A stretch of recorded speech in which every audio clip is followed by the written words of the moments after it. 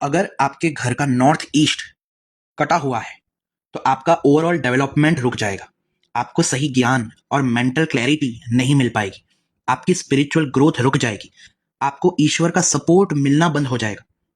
अगर सर्वतोभद्र चक्र कुंडली में आपके नॉर्थ ईस्ट में कोई भी प्लेनेट है तो उस प्लेनेट से रिलेटेड नेगेटिव रिजल्ट्स मिलने स्टार्ट हो जाएंगे। फॉर एग्जाम्पल, नॉर्थ ईस्ट यानी अश्विनी, भरणी, कृतिका और रोहिणी, इन चारों नक्षत्र में कोई भी प्लेनेट है आपकी कुंडली में और आपके घर का नॉर्थ ईस्ट कटा हुआ है तो अब क्या होगा, उस प्लेनेट से रिलेटेड नेगेटिव रिजल्ट्स आपको मिलने स्टार्ट हो जाएंगे। मान लीजिए यहां पर आपका शुक्र है तो अब आप शुक्र से संबंधित कितने भी उपाय कर लीजिए, आपको शुक्र से रिलेटेड पॉजिटिव रिजल्ट्स नहीं मिलेंगे जब तक आप अपने नॉर्थ ईस्ट को सही नहीं करेंगे। मान लीजिए यहां पर शनि है तो शनि प्रोफेशन के कारक है, करियर के कारक है, तो आप जितने भी शनि से रिलेटेड उपाय कर लीजिए, शनि आपको कभी भी अपने पॉजिटिव रिजल्ट्स नहीं देंगे, आपको करियर रिलेटेड प्रॉब्लम्स झेलनी पड़ेगी। वैसे ही हर ग्रह का समझिए।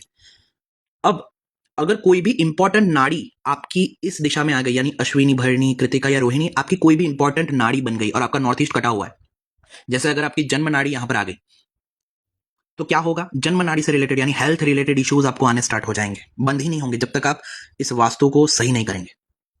अगर आपकी कर्म नाड़ी आ गई तो आप 10th लॉर्ड के 10th हाउस के कितने भी उपाय करते रहिए, अगर कर्म नाड़ी आपकी यहां पर है और वो दिशा कटा हुआ है तो कर्म से रिलेटेड यानी करियर से रिलेटेड आपको दिक्कत रहने ही वाली है जब तक आप इसे सुधारेंगे नहीं। अगर संघाती का नाड़ी आ गई तो अर्थ कष्ट, शारीरिक कष्ट और संघर्ष बहुत ज्यादा बढ़ जाएगा। अगर संपद नाड़ी आ गई तो जितनी भी मेहनत कर लीजिए आपकी संपदा स्थिर नहीं रह पाएगी, सही से नहीं रह पाएगी। और नॉर्थ ईस्ट डायरेक्शन आज्ञा चक्र और विशुद्धि चक्र से रिलेटेड भी है, तो आज्ञा चक्र से रिलेटेड और विशुद्धि चक्र से रिलेटेड जो इम्बैलेंसेस है, जो प्रॉब्लम्स है, वो भी आपकी लाइफ में मैनिफेस्ट होना स्टार्ट हो जाएंगे।